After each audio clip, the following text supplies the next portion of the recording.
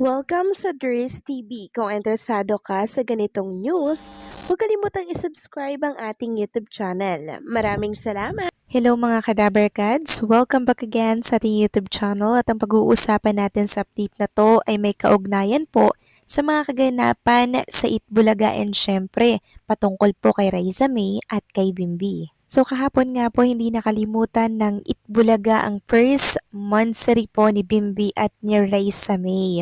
Nagpakalig pa rin po sila kahit na picture lamang po ang kanilang inilapag sa kanilang social media account. And makikita nga dito yung mga picture ni Bimbi at Raisa na kung saan binuhat po ni Bimbi. Si Raisa May at kapwa masaya po silang nagkukulitan sa picture. At ayon nga po dito sa caption ng Itbulaga, kunwari mag-host, nagdala na pala ng Raisa May. Kinagiliwan at kinaaliwan ito ng mga Dabber Kads natin online at ayon nga po sa lumabas na write-ups, Itbulaga surprise, kunwari mag-host lang si Raisa May pala ang pasabog kay Bimbi. Grabe ang pasabog ng tambalang Raisa May Dizon at Bimbi Aquino, nagsimula sa biruan at pag-host lang sa Itbulaga pero nauwi sa isang napakagandang sorpresa para sa mga fans. Ang natural na chemistry at umaapaw na saya ng dalawa ang dahilan kung bakit patuloy na lumalago ang kanilang fanbase araw-araw.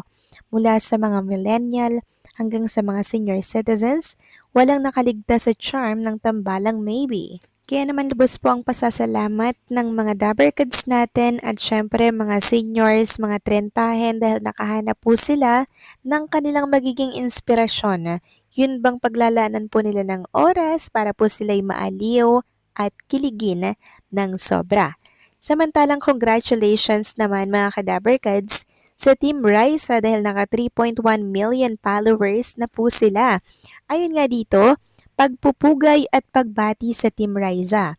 Isang malaking karangalan ang masaksihan ang kahanga-hanga at napakabilis na pag-angat ng bilang ng mga tugasbaybay ng Team Raisa dito sa Facebook.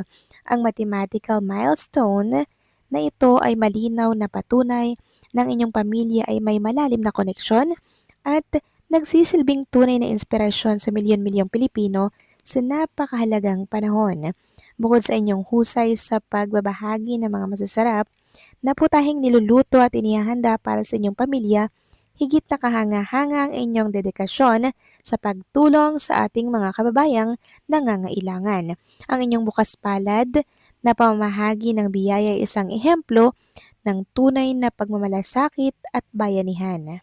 Muli pagbati sa buong Team Raisa sa mabilis at tagumpay na paglago naway patuloy pa kayong pagpalain upang maging instrumento ng pag-asa at inspirasyon sa mas marami pa nating kababayan. Samantalang next topic naman, talakay naman natin ang tungkol dito sa pagsugod po ng mga Itbulaga host sa Arimi Resort nito pong si Jose Manalo mga Kadaber Kads.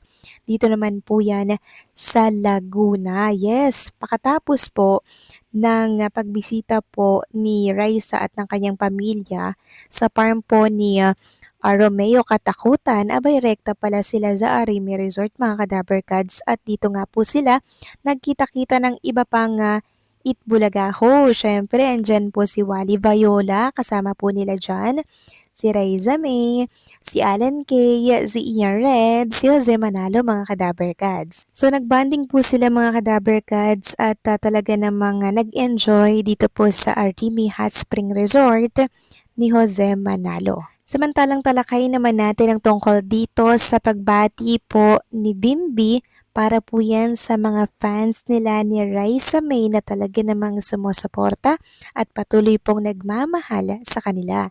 So naglabas po ng isang video statement si Bimbi mga Kadaber Kads kagabi at talaga namang hindi niya po nakalimutang bumati para po sa first monthsary nila ni Raisa May and syempre ng mga Maybe fans.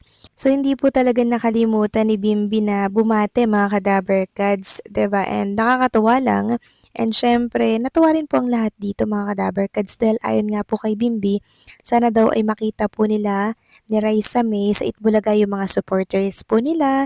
So hindi talaga sila nagkita talaga ni Raisa May kahapon dahil may solong ganap po si Bimbi, kanon din po si Raisa May with the family. So family day po kasi ang linggo mga ka-Dabarkads with different ganaps. Pero okay lang yun mga ka-Dabarkads dahil araw-araw naman po silang magkasama sa Itbulaga. Samantalang ayon naman po sa isang write-ups na lumabas about kay Bimbi at kay Raisa May, hindi nga maikakailang nadagdagan ang mga tumututok sa Itbulaga ngayon dahil sa Maybe.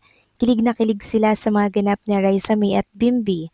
Napahiyaw nga ang mga fanay ng Maybe nang kargahin ni Bimbi si Raisa May sa isang episode ng TV Noontime Show.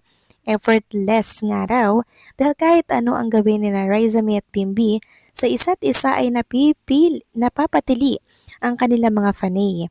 Love na love talaga nila ang bawat kilos ng Maybe. The best nga kung itinuring na mga fanay ang Maybe Love Team at sa isang episode ng Eat Bulaga ay nag-trending yung napansin Main Mendoza na terno ang hoodie ni Bimbi at fans ni Raisa May. Napatanong tuloy si Alan Kay kung nag-uusap bang maybe sa kulay ng isusuot nila.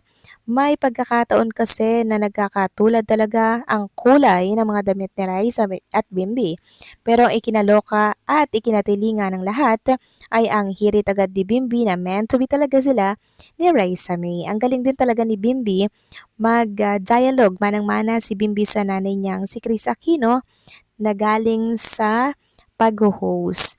Hindi kailangan ng script pero swak ang mga banat ni Bimbi. Sabi nga po ni Miss Chris Aquino mga ka-Dabarkads, ito pong si Bimbi ay laking studio, 'di ba? Kaya nasanay na po talaga siya sa mga pagsasalita, dawi pong bumato ng mga banat, 'di ba? Sobrang aliw at nakuha po 'yon ni Bimbi mga ka-Dabarkads sa kanyang mommy na mahusay din po talagang mag-host.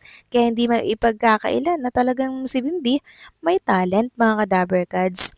Meron po siyang malaki yung kanyang potensyal sa pag-hosting. Kaya nga po siya ay kinuha po ng Itbulaga and hoping na ma-regular nga po siya sa programang Itbulaga kasi nakikita po natin na malaki talaga yung tulong nito sa Itbulaga. Dagdag viewers, dagdag ratings, 'di ba mga ka-Dabarkads?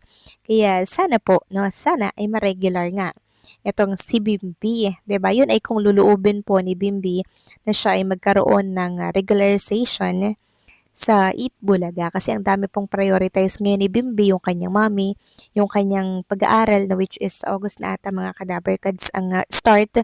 Pero syempre, sana po ay hindi tayo mahopya sa binubuo po ngayon na tambalang Maybe at magkaroon pa rin po ng oras si Bimbi sa Eat Bulaga katulad po ng mga working student na host sa Itbulaga like Karen, Raisa May, 'di ba? And syempre, ito pong si Ruel Carino. Na pagsasabi po nila ang Itbulaga at yung schooling po nila at sana ganun din si Bimbi. So kayo ba mga ka-Dabarkads, agree ba kayo dito? Please comment down below.